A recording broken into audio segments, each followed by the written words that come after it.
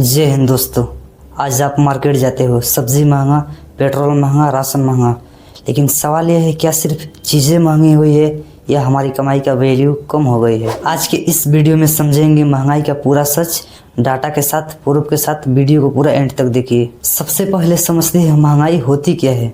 महंगाई का मतलब सिर्फ ये नहीं कि दाम बढ़ गए, बल्कि इसका मतलब ये है कि आपके पैसों की ताकत कम हो गई है। जो चीज़ 100 रुपये में मिलती थी, आज वही चीज़ 130 रुपये में मिल रही है। इसे कहते हैं इन्फ्लेशन। अगर डाटा की बात करें तो गवर्नमेंट और आरबीआई के हिसाब से इंडिया रिटेल इन्फ्लेशन पिछले कुछ सालों में काफ़ी बढ़ी है। खासकर खाना, पेट्रोल और डेली यूज आइटम्स ज़्यादा महंगी हुई है। और याद रखिए, ये डाटा किसी यूट्यूबर का नहीं, गवर्नमेंट और आरबीआई का ऑफिशियल डाटा है। अब सवाल ये आता है महंगाई बढ़ क्यों रही है। इसके 4 बड़े रीजन्स है। इसका पहला रीज़न है डीजल और पेट्रोल। जब पेट्रोल महंगा होता है तो ट्रांसपोर्ट महंगा होता है, फिर सब्जी से लेकर दूध तक सब महंगा हो जाता है। इसका दूसरा रीज़न है टैक्स और जीएसटी।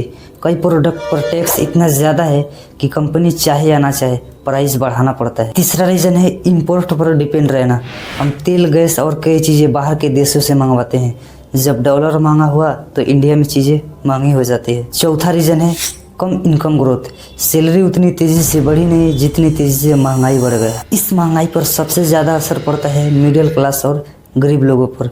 महीने का बजट बिगड़ जाता है, बच्चों की पढ़ाई मुश्किल होती है और सेविंग लगभग ज़ीरो हो जाती है। जो आदमी सबसे ज़्यादा मेहनत करता है वही आदमी सबसे ज़्यादा परेशान होता है। तो दोस्तों, महंगाई कोई छोटी प्रॉब्लम नहीं है।